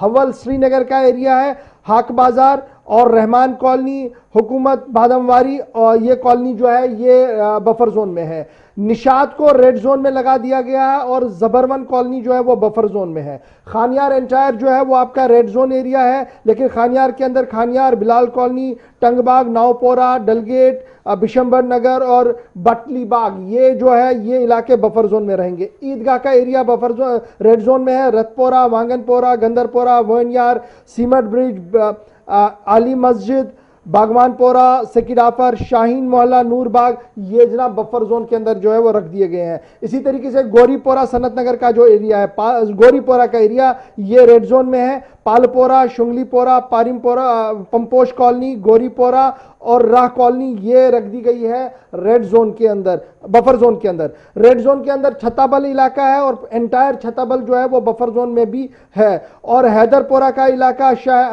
रेड जोन में है और वहां की शाहनवर कॉलोनी जो है वो बफर जोन में रख दी गई है। बेमना का अल्फारो कॉलोनी और इकबालाबाद ये बफर जोन में रख दिया गया है। इसके साथ साथ जवाहर नगर रेड जोन है, उसका एंटायर एरिया जो है दूसरा वाला साइड जो है वो बफर जोन में रख दिया। नटीपोरा रेड जोन में है, लसजन रेड जोन में है, नौशहरा आपका जोरीपोरा, जोनीमर और नौशहरा ये रेड जोन में लगा दिए गए हैं। एसके बाला में भी इसी तरीके से है। जब आप नॉर्थ की ओर चलेंगे, परे मोहल्ला हाजन, बटगुड़ हाजन, चंद्रशेर हाजन और गंडीशेरा और ये सारे गांव जो है, आसपास के गांव जो है, 8-9 गांव जो है वो सारे के सारे रेड जोन एरिया में लगा दिए गए। तो इस तरीके से एक लंबी फहरिस्त जो है वो रेड जोन्स की भी और नॉर्थ कश्मीर से भी और साउथ कश्मीर के भी कुछ इलाकों के अंदर जो है वो रेड जोन और बफर जोन जो है बनाए गए। तो इस तरीके से सूबा इंतजामिया ने साफ कर दिया है कि जो इलाके रेड जोन के अंदर है वहां पर किसी को आने जाने की इजाजत नहीं होगी, और बफर जोन के इलाकों के अंदर भी इसी तरीके की सख्ती के साथ पाबंदी यहां जो है वो आयद रहेंगी। हमारे साथ इस वक्त डॉक्टर रोशन कसाना साहब मेडिकल सुपरिटेंडेंट है JLNM हॉस्पिटल के, जहां पर कोविड अस्पताल जिसे बनाया गया था। बहुत बहुत शुक्रिया डॉक्टर साहब हमारे साथ ज्वाइन करने के लिए। जिस दिन आपने टेक ओवर किया था JLNM के, आपने कहा था कि मुझे थोड़ा सा वक्त दीजिए, सिचुएशन को संभालने के बाद हम आपको डिटेल एग्जैक्ट बताएंगे कि वादी कश्मीर स्पेशली इस एरिया की जहां पर ये अस्पताल है आसपास की सिचुएशन क्या कुछ है। अभी आपसे जानना जरूर वादी कश्मीर के लोग जानना चाहेंगे कि टेस्टिंग फैसिलिटियों के हवाले से जो हम पूरे देश के अंदर, पूरे मुल्क के अंदर देख रहे हैं कि फैसिलिटियां बढ़ाई गई हैं, तो क्या हमारे स्टेट के अंदर भी ये बढ़ चुकी हैं और अस्पताल के अंदर कैपेसिटी कितनी बढ़ाई गई है या वही कैपेसिटी है, उसको ठीक तरीके से रखा गया है? शुक्रिया आपका, आपने मुझे दोबारा मौका दिया लोगों से बात करने के लिए। पहले तो ये है कि हमारे जो हॉस्पिटल है हमने इसकी कैपेसिटी बढ़ा दी है। हमारे पास पहले 116 बेड थे, अब हमने इसको बढ़ा के 150 बेड की कैपेसिटी कर दी है, जिसमें आइसोलेशन के लिए और जो ज्यादा अलील पेशेंट होंगे उनके लिए हमने अलग से 10 बेड रख दिए हैं।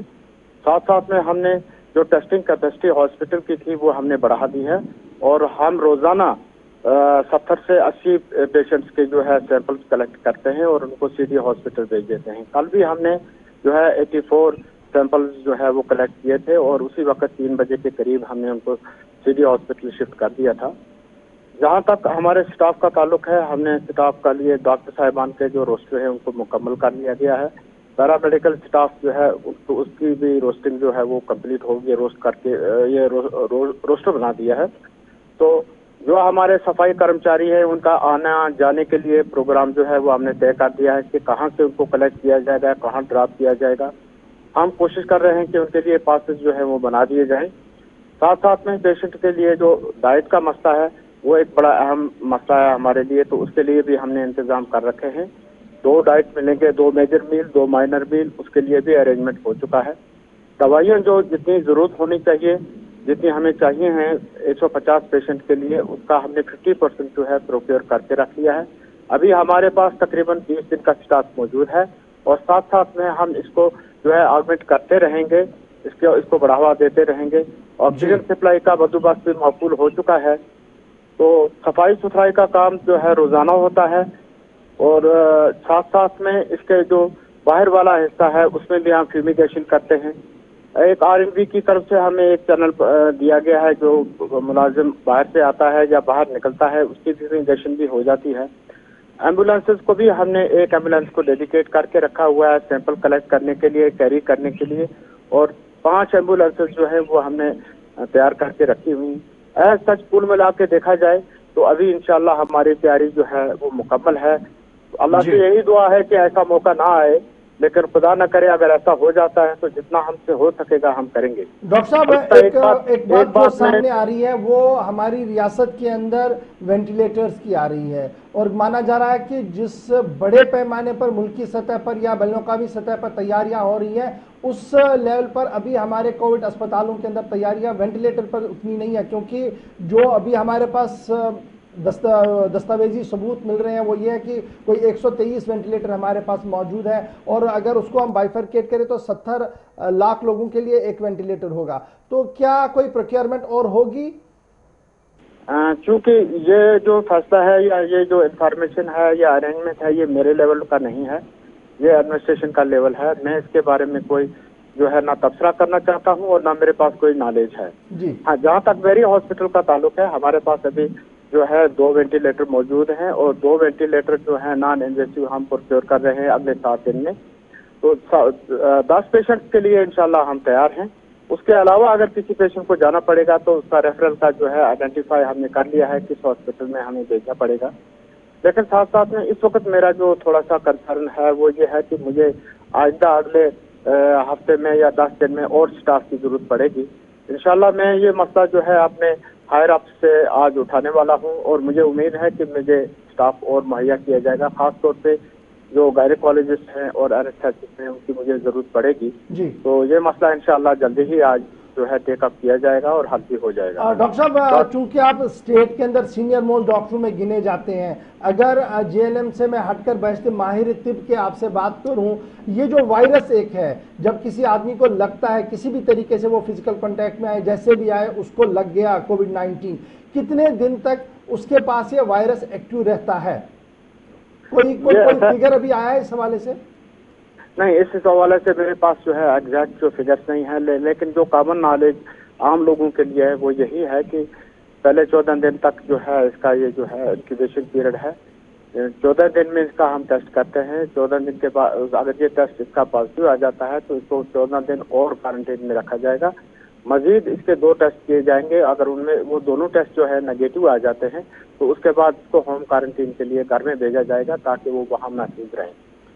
चलिए, बहुत शुक्रिया डॉक्टर कसाना साहब बात की वजाहत करने के लिए। और हमारा जेएनएम अस्पताल जो श्रीनगर के अंदर कोविड अस्पताल बनाया गया है, डाउनटाउन के अंदर है, वहां पर क्या कुछ तैयारियां हैं? बहुत बहुत शुक्रिया आपका। जी आसिफ, हमारे साथ फिदा हुसैन भी साउथ कश्मीर से इस वक्त ज्वाइन कर चुके हैं। फिदा, अभी थोड़ी देर पहले जब डॉक्टर साहब से बात हो रही थी तो वो ये कह रहे थे कि 14 दिन जो लोगों ने क्वारंटाइन पूरे किए, करीब 24-25 दिनों के बाद टेस्ट आता है तो नेगेटिव आता है। क्या इन लोगों की तादाद सिर्फ इतनी है या फिर पूरे डिस्ट्रिक्ट के अंदर कुछ इसी तरीके की सिचुएशन बनती नजर आ रही है? तो आपको कि अगर हम 2 दिन पहले जो जिला कुलगाम और जिला अनंतनाग की अगर बात करेंगे, इन 2 अजलास से कोई भी केस जो है वो सामने नहीं आया था। हालांकि कुछ जो सैंपल्स है वो लिए गए थे, वो सब के सब जो है नेगेटिव आए थे। लेकिन बार बार डॉक्टरों का भी यही कहना है कि जब भी हमारी बात उनके साथ होती है ऑफ द रिकॉर्ड तो वो यही कहते हैं कि अगर पहला टेस्ट नेगेटिव आता है तो दूसरा हो सकता है वो पॉजिटिव भी आ सकता है। हालांकि अगर 2 पॉजिटिव आ सकते हैं और तीसरा नेगेटिव भी आ सकता है। तो उन्होंने यही कहा कि जो भी हम सलाह देते हैं, जितने भी क्वारंटीन रहते हैं उसको हम सलाह देते हैं कि जो अगला 14 दिन है वो आप घर में रहे। लेकिन जिस तरह से कल वांगुल का एक मामला जो सामने आया है तो उसके बाद जो इलाके को रेड अलर्ट में करार दिया गया, वहाँ पे रेड जोन में करार दिया गया, वहाँ पे रेड जोन जो है तो जो ही ये जिला इंतजामिया की नोटिस में बात आ गई तो उसके बाद जो है डॉक्टरों की टीम वहाँ पे जाती है। वहाँ पे और लोग उसी कितने कांटेक्ट में थे और वो जो शख्स था वो पहले उस पॉजिटिव केस के कांटेक्ट में था जो नॉर्थ साइड से ताल्लुक रखता है और उसके बाद कहीं ना कहीं पे जो इनके कांटेक्ट है उनको देखा जा रहा है। हालांकि जो हमारे नोडल ऑफिसर है जो जिला अनंतनाग के, उन्होंने कहा कि रात के 2-3 बजे तक हम यही बनाते रहे कि कौन कितने लोग हैं जो इनके कांटेक्ट में थे, उनके साथ उनकी हमारी बात भी हुई है। उनको आज हम बुला रहे हैं वहां जाके और उनको भी क्वारंटीन में रखा जाएगा। लेकिन कहीं ना कहीं पे जो अब ये अब जो ये अलार्म है ये कहीं ना कहीं पे अब बजती जा रही है हर जगह पे। क्योंकि अगर जनूबी कश्मीर की बात करेंगे, जनूबी कश्मीर में चाहे पुलवामा हो, शोपियान हो, अब कुलगाम में भी केस सामने आए और अनंतनाग भी अब इसकी लपेट में आ ही गया है। क्योंकि बार बार चलिए, बहुत बहुत शुक्रिया फिदा हुसैन। आगे भी नजर बनाए रखिए, जो कुछ भी अपडेट होगा डिस्ट्रिक्ट से जरूर बताइएगा। हमारे साथ इस वक्त ताहिर लोन साहब भी है जो कि नोडल ऑफिसर हैं, टंगमर्ग से ज्वाइन कर चुके हैं।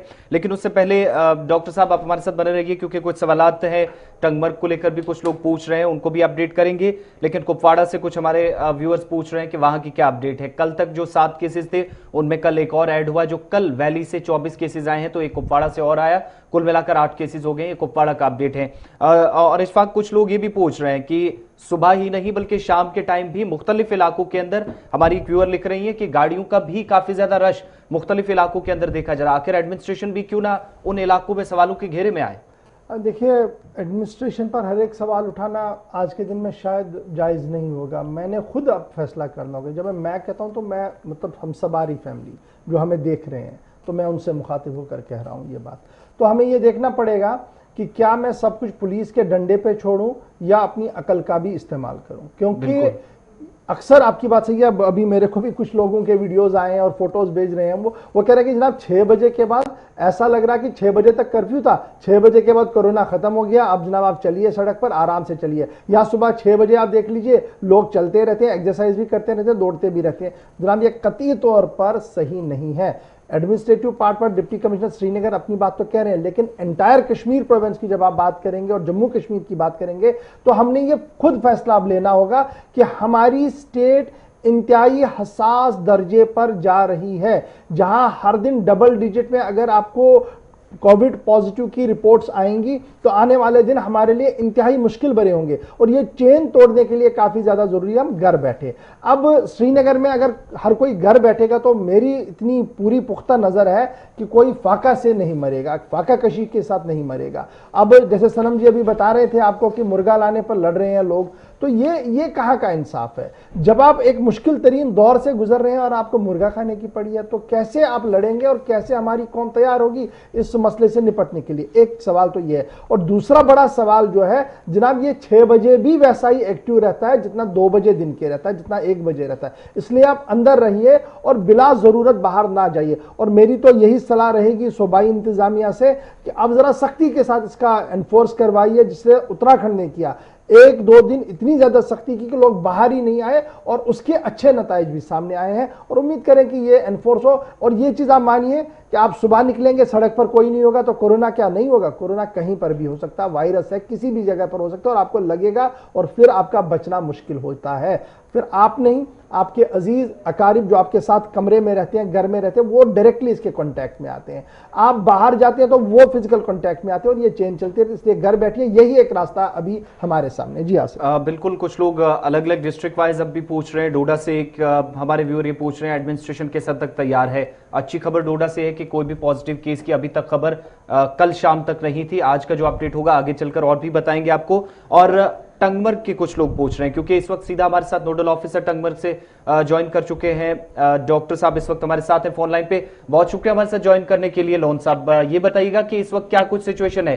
कल मजीद 8 केसेस की इत्तला मिली है आपके इलाके से, टंगमर्ग से, जहां पर पॉजिटिव केसेस पाए गए हैं। जी, कॉन्ट्रैक्ट ट्रेसिंग का जहां तक सवाल है वो बहुत अच्छे से चल रही है जी।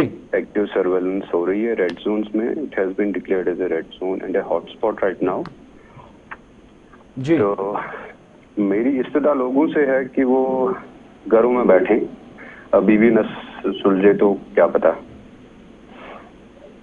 डॉक्टर साहब ये बताइए, जो फिजिकल ट्रेसिंग का मामला है कितना मुकम्मल हुआ है? क्योंकि वहाँ का एरिया जो है वहाँ पर ट्रेस करना लोगों को भी मुश्किल है, क्योंकि हम देखते हैं अक्सर गांव देहात में लोग तो अभी भी चल रहे हैं। शहर के अंदर तो थोड़ा बहुत आपको फिर भी लिहाज है, पुलिस है, 10 तरह की अरेंजमेंट्स हैं। गांव देहात को कन्फाइन करना, एक जगह बिठाना बड़ा मुश्किल हो रहा होगा। जी, जहाँ तक लॉकडाउन का सवाल है, बहुत कोशिश हम भी कर रहे हैं, सिविल इंतजामिया भी कर रही है। तो रही सवाल जो कॉन्ट्रैक्ट ट्रेसिंग का है, वो बहुत अच्छे से हो रही है। अभी हमारी surveillance teams, active surveillance teams है अभी वहाँ पे फील्ड में, डोर टू डोर सर्विलेंस हो रही है। अब जो टंगमर्ग के अंदर एक डेथ भी हुई थी, कुछ पॉजिटिव केसेस आए थे, क्या उनके साथ इन लोगों का राब्ता था जो कल पॉजिटिव केसेस आए हैं, या फिर इनकी भी कोई ट्रैवल हिस्ट्री है?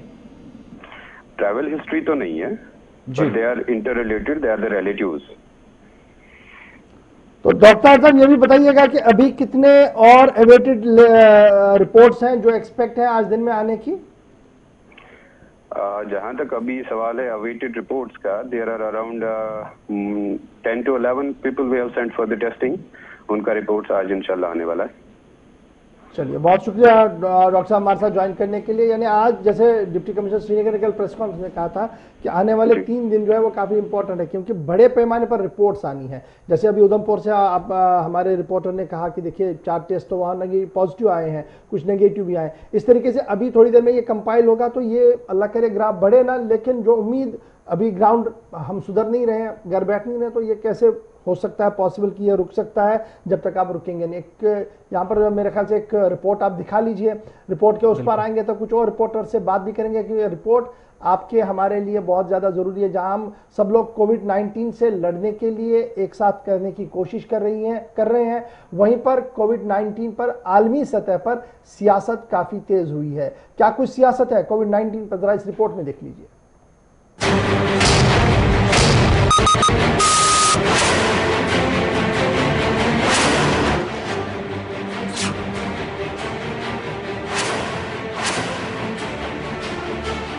कोरोना वायरस की तबाही का सिलसिला जारी है और जो मुल्क सबसे ज्यादा ताकतवर होने का दावा करता रहा है, उन मुल्कों में तबाही उतनी ही ज्यादा होती दिखाई दे रही है। बात अमेरिका की हो या जापान की, चीन की हो या इटली और फ्रांस की, इन तमाम मुल्कों की जो इन दिनों सूरत हाल है उसका बारीकी से जायजा लेंगे तो सिर्फ और सिर्फ आपको लाशों के ढेर नजर आएंगे और ये सब के सब कोरोना वायरस की कयामत खेज तबाही का नतीजा है।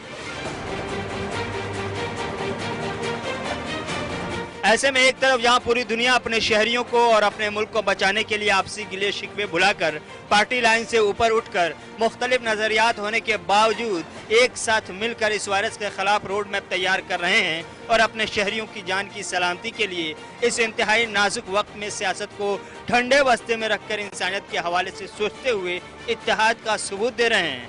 ऐसे में दूसरी जानिब खुद को सुपर पावर कहलाने वाला अमेरिका और उस अमेरिका का मशहूर मारूफ सदर डोनाल्ड ट्रंप इस नाजुक दौर में भी सियासी दाव खेलने से गुरेज नहीं कर रहा। उनके साथ मजबूरी जरूर है कि आने वाले दिनों में सदारती इंतखाब है और माहौल ट्रंप के हक में जाता दिखाई नहीं दे रहा। ऐसे में एक तरफ जहां अमेरिका में वायरस से बड़ी तबाही हो रही है, वहीं डोनाल्ड ट्रंप अपनी सियासत से भी गुरेज नहीं कर रहे हैं और ऐसे नाजुक दौर में अमेरिकी सदर ने किसी और को नहीं बल्कि आलमी अदालत सेहत को ही निशाना बना दिया है और गुज़श्ता रोज उन्होंने एक साथ कई इल्जामात लगाए, साथ में फंड रोकने की धमकी तक दे डाली। WHO, that's the World Health Organization, receives vast amounts of money from the United States, and we pay for a majority, a biggest portion of their money. And they actually criticized and disagreed with my travel ban at the time I did it, and they were wrong. They've been wrong about a lot of things, and they had a lot of information early, and they didn't want to.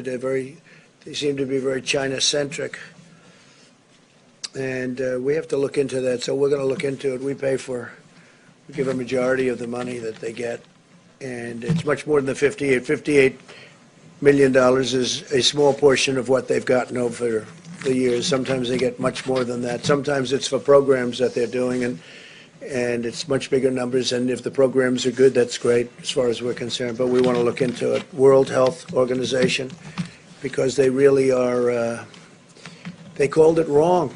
They called it wrong. They missed the call.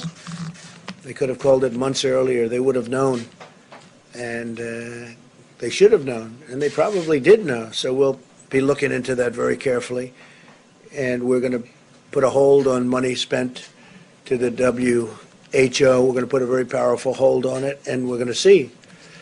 It's a great thing if it works, but when they call every shot wrong. Trump की इस धमकी और इल्जामात के बारिशों ने WHO को बेदार जरूर किया, लेकिन आलमी अदारे सेहत ने एक आलमी अदारा सेहत होने का सबूत देते हुए अमेरिकी सदर के साथ साथ पूरी दुनिया को एक खास हिदायत दी और हिदायत में दबे लफ्जों में इंतहाई खतरनाक मुस्तकबिल का इशारा भी था। WHO के चीफ टेड्रोस घेब्रेयेसस ने साफ लफ्जों में कह दिया कि ये वक्त ना ही सियासत करने का है और ना ही एक दूसरे की कमी निकालने का। फिलहाल ऐसा करना आग से खेलने के बराबर होगा। Please quarantine politicizing COVID. The unity of your country will be very important to defeat this dangerous virus. Without unity, we assure you, even any country that may have a better system will be in trouble and more crisis. That's our message. Unity at national level. no politicizing.